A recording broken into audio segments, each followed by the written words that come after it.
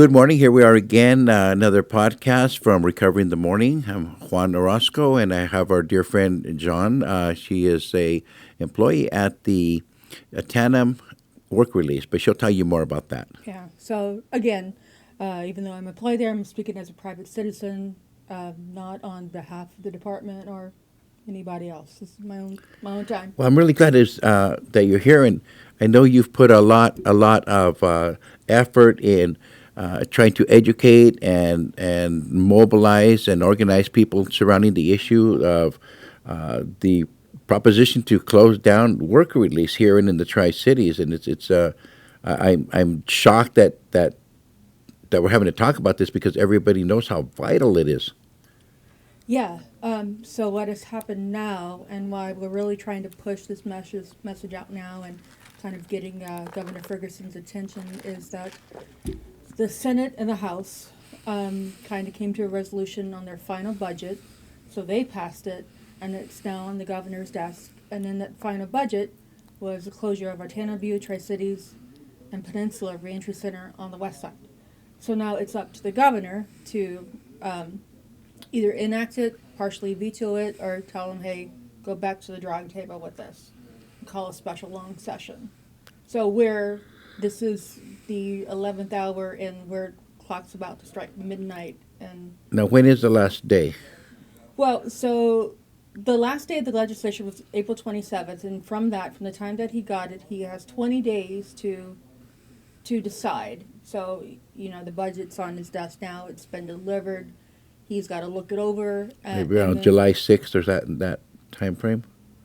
No, we're looking more towards like maybe middle of May. Okay. Is when he has the chance to enact it by. Wow. What would be the impact if these were to close? Oh, well, it's a devastating, just a devastating impact.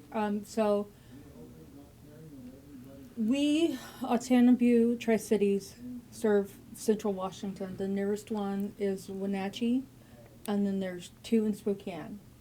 So now, imagine that, 2.5 hour, 3 hour commute between Spokane and Wenatchee are not going to have any services for really reentry centers for people to kind of come out and get that soft landing. So to further divide that, this is a geographically, we're more spaced out in this part of Washington. So there's less resources. There's less mental health resources. There's less resources for people of addiction, and then there's less employment opportunities and resources, and it's going to have an impact on all that. Wow. Well, and when people hear the word soft landing, they might not quite understand that. It's a vital resource for people coming out of incarceration.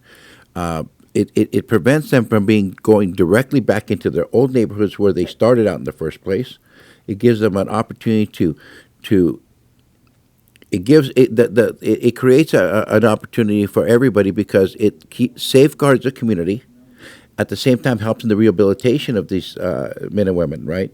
So that they can get there. They're still being monitored closely, but they're able to leave out during the day and seek gainful employment and work in our community, come back at night.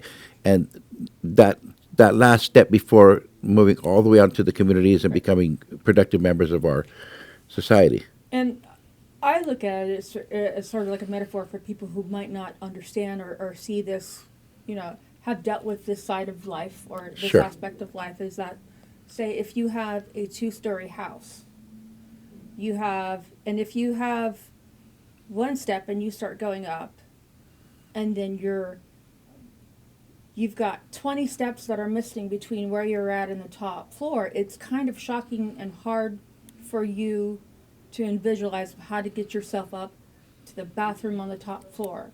Reentry centers close that gap and provide those extra 20 steps for people who don't have the tools and the knowledge to learn how to get to that higher level of life. If imagine if you were kind of like taken out of society and put in a cement box for years, and now you have no employment, no nothing. Your family life has been kind of based on your own actions, but you're now taken and just shoved into a whole new world without having any of the vital resources that reentry centers like Alternative provides to make that transition or adjustment. It's like an addict trying to get sober. Like for me, it would be like not being able to have that first help or resources that I had when I first got sober and just expecting me to do it on my own. With no treatment, no. With nothing or no idea. It's like driving in a new city without a GPS. You're not going to know where to go and what to do. And people who have that kind of like criminal history, addiction history, mental health issues, haven't always learned that to not be impulsive, to not seek that instant gratification whenever they're faced with frustration or angered about something or feeling victimized. Right, right, and it's closing these centers down is going to have an impact on the families, on the community at large, and I believe it would increase the amount of people that are just returning back into the system, the recidivism. Yeah. So I was looking into more statistics, so because I try to come from my point of view and argument with actual facts. And looking at those research and statistics, I was kind of like, wow, Washington State needs some guidance, because I found that a study done in 2023 and 2024 found that out of the 50 states, Washington State ranked in the top 5 for homelessness. It ranked in the top 10 for property crimes, and it ranked in the top, I think it was like 6 or 7 of violent offenses, and also ranked like number 8 in recidivism rates. So we're, out of 50 states. Right. That's a really bad, that doesn't look good for Washington State. Yeah. So now... And it's a public safety concern, definitely. It is a public safety concern. So now we've got outside resources from that are national that are saying that Washington State, out of the 50 states, ranks in the top 10 in those 4 areas of homelessness, violent crime, property crimes, and, all of that. So now we're taking 2 vital resources here in one area of location that is historically more, I want to say not undereducated, but more of a poverty kind of line, and taking it away from them. And those reentry centers would help reduce all those statistics. And when you think, when people talk about Yakima, yeah, there's a lot of positive in Yakima, but Yakima also has this bad reputation of crime, drug activity, violence, and everything that goes along with it, gang violence. Some of it's fair and some of it's not fair. Okay, right. Some of it's carried over from the early '90s, from the '80s, that stigmatizes. But there's a lot of problems here, and you're borderline with the Yakima Indian Reservation, right? Mm-hmm. There's back and forth with all of us in this area from all walks of life, and I believe Wapito's next door, and I believe Wapato is the poorest, economically disadvantaged city in the entire state. Okay, there's a lot of need here for this particular reentry programs, and you have, if you're growing up in this area, in some of these communities here, you have a better chance.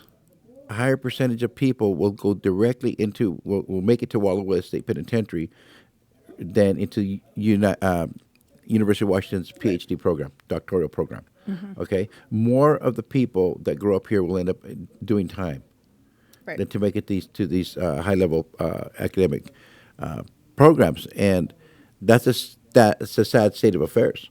And closing down something so important and so vital in the community, it just continues to feed that school to prison pipeline.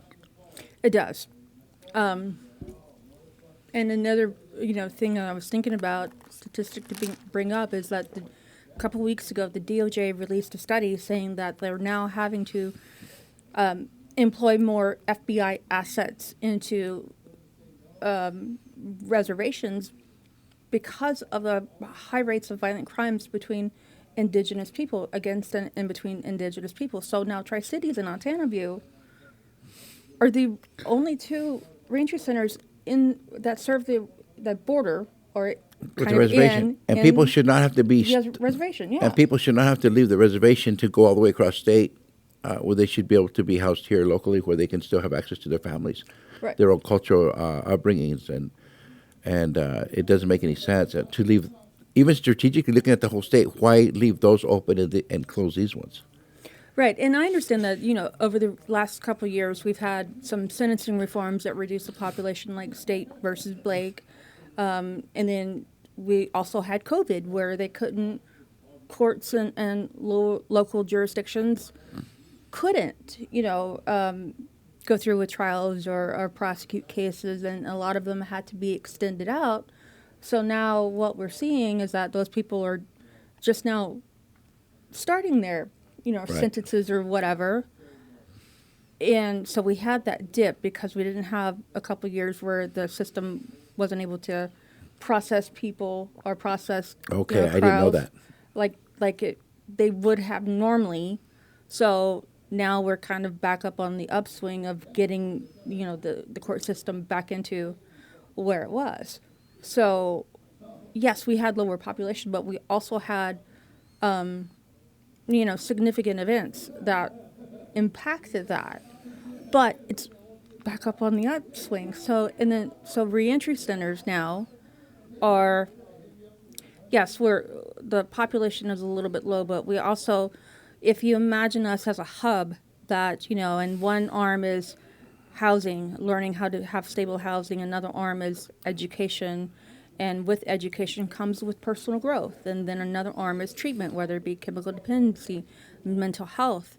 Then another arm is life skills. All those things that would address those statistics I mentioned earlier that a national institute found that Washington ranked higher in.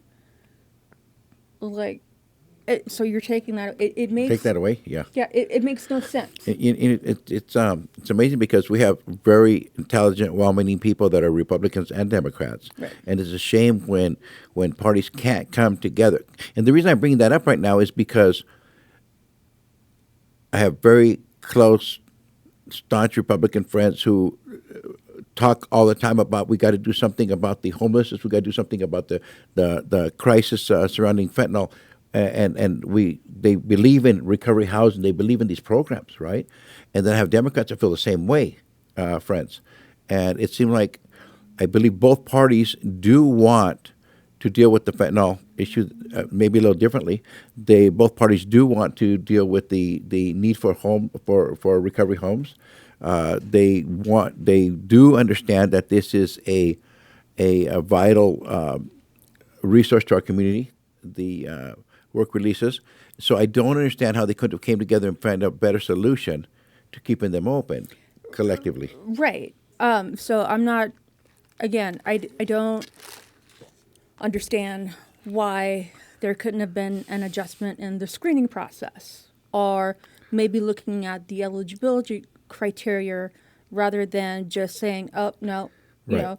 not because we're not going to fix overnight a problem that was created over years Right. of being kind of like ignored or just like looked at but not really talked about. And my biggest, I don't want to say biggest issue, but it's something that I think is an issue in general now these days, is that the bipartisan participation from both sides and both ideologies need to be more open-minded to each other rather than shutting out an idea just because it doesn't fit with your Party. belief or a party or gender or whatever, because people aren't yes, people get people elected, but I mean, people's lives and their being their best selves is not a budget line. And It's not something to negotiate. The people and families that are being hurt aren't caring about if a Republican or Democrat's in charge. They just care about getting their families healed. They care about the Right. person not going back to prison again. They care about reuniting dad with or mom with the children and and building that family unit again. Right. And, you know, so now imagine if we have nothing here in central Washington as far as reentry centers. Nearest one is either Wenatchee or Spokane. Somebody lives in Yakima, their family's in Yakima. Not everybody can take, you know, a day off to travel to Spokane to No. visit their loved one and to come back, or to Wenatchee. And we make, you know, reliable transportation Right. sometimes is an issue. Gas prices are high. So now we've created more barriers Exactly. for families to get together, for people to feel supported, and Yeah, to and- raise their vibration. Exactly. And when you have family unification, that family support, it increases the individual's chances of success. Right. It does, because, you know, if you've been around the chemical dependency treatment field, you'll know that there's 6 dimensions people have to be stable in order to kind of be productive members of society or be good neighbors. And that's, you know, medically, that's cognitively, mentally, having their readiness to change and their spirit up, and kind of like taking out those triggers that do help people relapse. And then the 6th one is environment and family function. So we provide all that. Altana View provides all that. Tri-Cities provides all that and gives them time to become stable in each area without it being overwhelmed. And now you just want to take that away from people, but then yet punish them for their reactions when when the tools to have taken from them. were taken from them. So it's a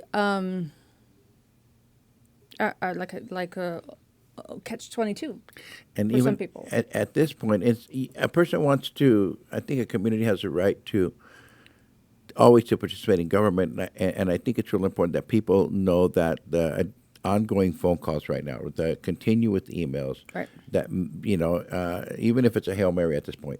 Yeah, and that's exactly what we're looking for. And even it's just like getting on social media and pressuring him, you know, not, I don't want to say pressuring him, but getting the message out there that this needs to remain in place, you know, making videos, tagging him in it, having your friends, family share it, especially if you've been somebody that's benefited from a Altana View or Tri-Cities Reentry Center. You can make your own video and saying how it's helped you and how it helped you change your life, and send it out there. And You know, even though get we're, it out there. and even though we're in a huge budget crisis, there's still an opportunity to. There's still time, and you never know. There's still time Right. that for somebody to take another look at this and say, "Well, wait a minute. Maybe this is not the best way to go about this." Yeah, because like I said, it's on the governor's desk, and he has 20 days to, you know, or now about 18 or 19 to approve it. So I would really implore Governor Ferguson to really take a look at that section of the budget, or the budget in general, and really kind of scrub it, really kind of understand the consequences of your, I want to say, actions or inactions, Right. lack, you know, participation or lack of, how this is going to affect, one, the citizens that have elected you in the first place. So I don't want it. For me, whenever I vote for a governor, politician, or whatever, and they don't have my best interest in mind, I'm not going to reelect them. Right. And right now it's. I mean, every single time, all the time, when you turn on the TV or you look on your social media, everybody's talking about homelessness and the fentanyl crisis. Mm-hmm. Okay, taking away resources that combat this crisis just doesn't make sense. It doesn't. And like fentanyl is a worldwide epidemic, and it's just sad. Yeah. You know, and it's one of those things that addiction doesn't discriminate, doesn't care how old you are, what's your economic status, what you look like, what's your race, and it's going to affect everybody sooner or later. Yes, and you know, we have some people that are in our Yakima Valley Recovery housing that came directly from the work release program, and when they're talking about, hey, if it wasn't for that program, I wouldn't have made it Right. this far. If I'd have just went straight home, I'd probably be locked up again by now. Right. And for them to be going there and getting themselves stable and readjusting to being in the community rather than locked up in the prison, it has been life-saving for them. They've adjusted enough to come into our housing where they're able to make it from here. But if they came straight from prison, it would have been harder for them to succeed. I've had more success stories while I've been in View than the previous 24 years working in either in the field or chemical dependency. I've had more people come back and say, hey, thank you. Now that I've got a job that's putting money back into the budget and the economy, now I have a family back. I have a relationship with my kids back, which then changes the trajectory of the course of the rest of everybody else's life as Yes. well. So it's not about just that participant that's in the program now. Mm-hmm. It's about the generations that they have to affect and empower from that point out. Exactly. Like drug addiction, gang violence, this type of activities are generational. So when you interrupt that, you're impacting the generations that follow. Yeah, and something. Whenever it first came down, we were on the chopping block, and I cried. Like, I still cry about it because. So in the field, when I was working in the field and in chemical dependency, I dealt with a lot of my clients, passing Sure. away from addiction. While I've been here, I've seen more college graduations, more graduation from treatment, more family reunions. I've looked at more graduations, like diplomas, Wow. in my hand than I have death certificates yeah. at this point in time. And before, I had never seen somebody had the opportunity to attend somebody's graduation. So with this taken away, now I'd be statistically more likely to see somebody's death certificate than I will their college diploma. And I'm not okay with that. That's exactly. Yeah. It gets me emotional because it's like these are good people They're not line items. that just haven't had a chance at life when we're giving them chances. And now you want to take it away because where you can't balance the budget correctly. Yeah, balancing the budget on vulnerable people and poor communities is not the way to go. It's a bad way to. It's just a bad decision all the way around, as far as I'm concerned. The amount of people. I mean, just look at one person that's at our house right now. His parents are involved, children are involved. Everybody's happy that dad's finally making it. And they have high hopes for their family unit, that they're going to be together, that they're going to be, living in a house together at some point, and that they can live the American dream. And basically, he's made it through before they closed. What happens to the ones that reach that point and there's nowhere to land? Yeah. It's just Are we condemning them to a life of incarceration because the programs weren't there to help them make the adjustment? I to look change? at it as basically if the governor were to sign off on that, he's basically signing off on their next judgment and sentence and then their next conviction. Well, hopefully he'll hear the voices of the people from this part of the state, and that God willing, that there could be a change. I understand they have to pass a budget and they have a time restraints to do it, but there has to be a way to keep this place open. Well, you can't. It's almost like robbing Peter to pay Paul. It's like if you look at just what's in front of you rather than the whole scope of the picture, because, yes, our residents put money back into the economy once they become employed. It almost doubles and triples the money that gets into the economy for them to pay for state resources. And so, somebody from, either Yakima County, Benton County, Franklin County, where they have to come back here anyway, are not going to want to release to, Right. Spokane or, some No. Wenatchee because their family's here. And it's a whole different culture to go to Wenatchee than it is from Yakima Valley. So they would be all alone. Right. with no kind of like family support. Sure. Nothing, and and the family support is like it's like fuel to the fire that we try to like keep on going at Altana View. Without that fuel, we can't keep on having the tools to stoke the flames for their passion for life and recovery and things like that. Because when people come through my program, I really try to not only enforce conditions and rules, but empower them and have them find that spark and zest for life. So that's something that they can get hooked onto and really attached to want to continue to do that in the right way. Right. Definitely. Definitely. So what message do you have for the people that will hear this podcast? What can they still do? You can still call the governor. You can still call, there's his office on, his office number in Olympia. You can still email him. You yourself can create a video of why you think it should be, Altana Butte and Tri-Cities should stay open, and tag him in it. Call him out.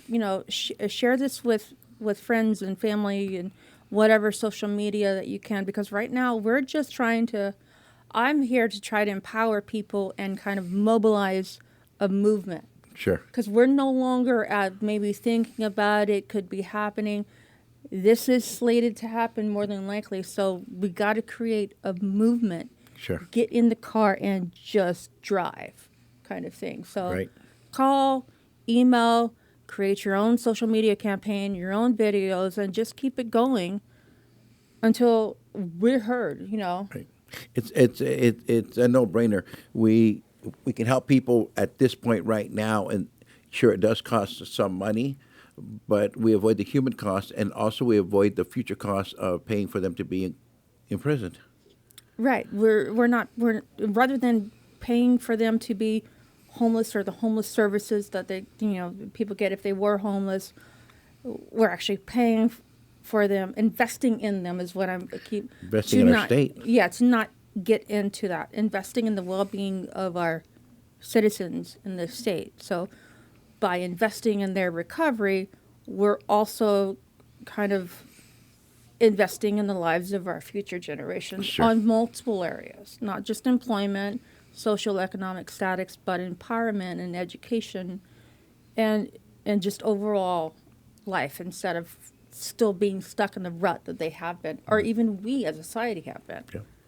So we're encouraging everybody that hears this podcast to reach out to the governor by phone, by email, through your social media, and encourage others to do the same. I think John has made some really good recommendations about putting your own story. Why do you think this should not happen, and how has this positively impacted your family and people you love and people you know, and get those out on the social media outlets. And let's hope and pray that maybe something will change between now and then. Yeah, so like even if somebody hasn't been through Altana View or hasn't been involved in the criminal justice system, if your son, your cousin, your friend, your aunt has been, and you've got them back, put that on a video, tag the governor in it, specifically say his name, and just share it, get it out there, and let's do a pay it forward kind of thing. Sure. Well, I want to thank you again for coming today. It's always a pleasure talking to you, and I'm always learning so much from you when you're talking about the work that you all do, and the passion that is, and the love, and the commitment. It comes out so strong, and it's so clear, and we just want to thank you for the work that you do. I want to thank you for the work that you do, and the good work that's being done out there on Altana. I look at it, this is not just a job. This is like a way of living. It's calling. For me, yeah, it's a purpose, and I'm not gonna let my purpose, my friends, my coworkers, my residents, the people that I'm not gonna let them be, marginalized without speaking up for them, because they don't have voices, but I do. That's right. And I'm gonna be heard. Good. So. Well, thank you again. Right, thank you.